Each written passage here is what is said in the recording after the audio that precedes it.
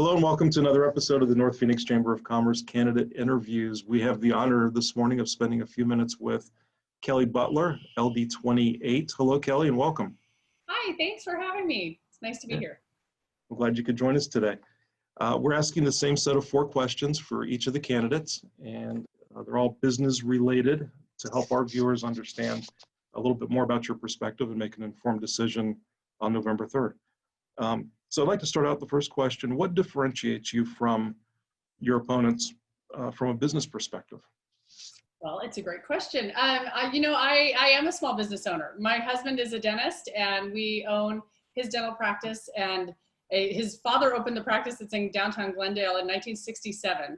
And then we took over, and I've worked to help manage our practice and run our small business. We have 9 employees now, but like most small businesses, it's always a changing environment, and I am used to navigating that changing environment. And especially, it's a business in the healthcare sector, so we understand, the regulation environment and the insurance environments that are changing. I'm also a native Arizonan, so I raised my 2 kids here. I grew up here. I am thrilled to be working to find solutions that help my community, and that's why I ran for office and why I continue to try to work for good solutions to get us our state back on track. Can you share any legislative plans that you have that could impact businesses within LD28 or actually statewide? Either any new legislation that you're considering or repealing any old legislation? Thank you. When I first got elected to the Capitol, I was told by another member, what you should do is try to become an expert in something so that you really have a full and thorough understanding of something.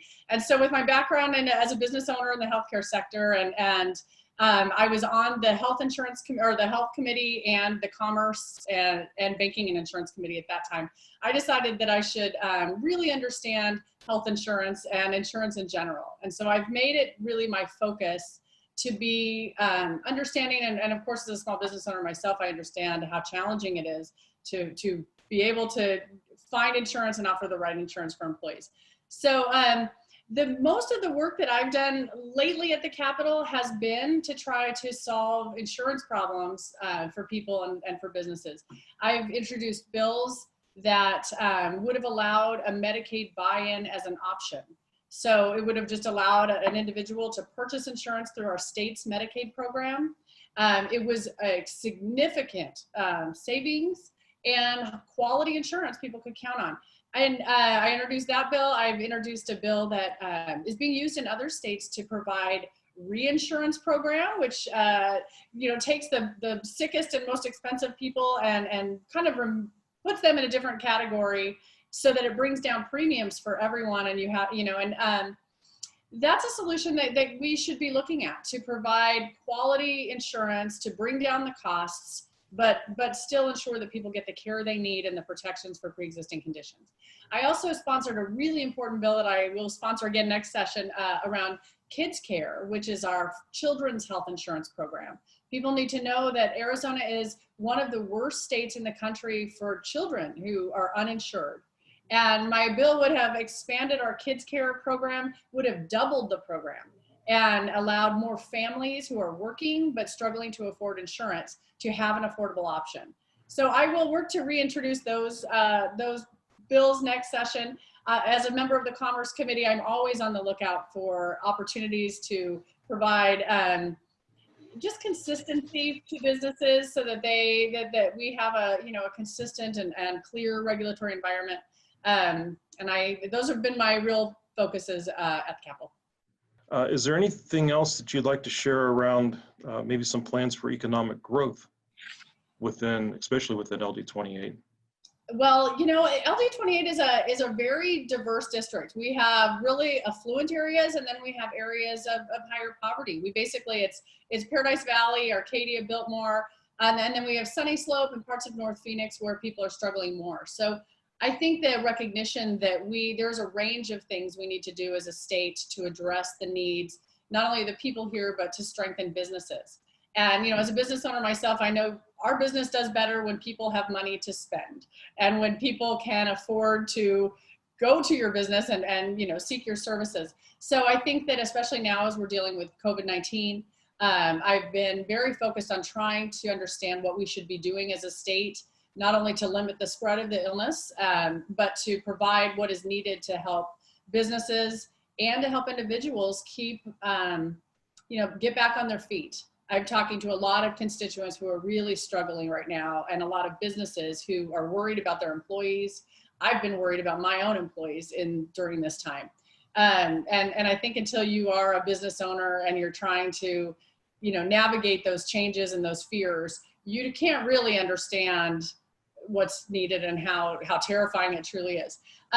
But so after we, there's a lot of leadership I think that we need provided in terms of managing our COVID response. People need more PPE. We need to make sure that is in place. As our schools are opening, we need clear guidance. It's very clear that our schools, until our economy is not going to get totally back on its feet until our schools are back, and so that parents can get back to work, business owners can get back into their business, and so we are reliant on getting our schools back in shape. And I think when I'm talking about economic development, there's a lot of tweaks we need to make. There's a lot of incentives that, that we can provide and create for people and for business. But the most important thing, and the thing I hear the most often, is that we need to continue to improve education. We remain at the bottom in funding. Even though there has been new money added, we're still at the bottom. Our teachers still do not make enough, and we have a huge teacher crisis. We have the largest class size in the nation, or among the largest class sizes in the nation. We have the worst counselor to student ratio. Those things, not only are they hurting our families and our children, but they're hurting our businesses, and they're hurting our opportunity to attract new businesses to our state. So that, I was just on a phone call with a constituent whose daughter was struggling to get through our community college system. She was on waiting lists for classes. And, the community college system is a pipeline straight to the workforce. And at the state level, we've cut all of the funding that we used to provide to the county, to Maricopa County community colleges, actually in Pima, Maricopa County. Last session, we added a few little, some dollars back for individual programs. But the fact that we have cut funding for our community colleges so deeply, we have increased the burden on families who are trying to send their kids to university. We've cut tons of training programs out of our high schools. Those are hurting families, and it's hurting our economy, and it's putting a barrier in front of businesses being able to get a workforce that's ready to go and make sure that their families can, get into the workforce and provide for them. So I think that truly we need to focus on education and workforce development as a big economic driver, and somewhere that we have to improve. And then one final question, is there anything else that you would like to share, maybe we'd missed up to this point, of why should businesses and business owners in particular within your district support your candidacy? Any other final thoughts that you want to add around that question as well? Well, I think it is important to support somebody who is a small business owner. I mean, I understand the stress of running a business, especially we were running our business during the recession and saw those cuts and saw people coming in and struggling. And again, we're back in that boat with COVID-19. I think it's really important to listen, not only my experience as a business, I only know the healthcare sector part of it, but to listen to restaurant owners, to listen to people who, there's very small businesses, micro businesses that are struggling.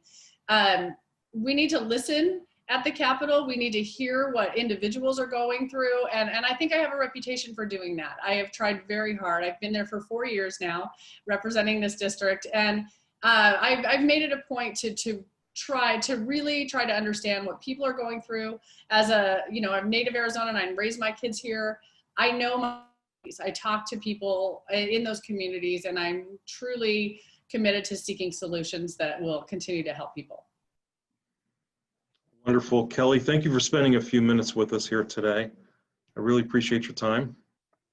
Thank you very much. I appreciate your giving me the opportunity to share my concerns and priorities. So thank you.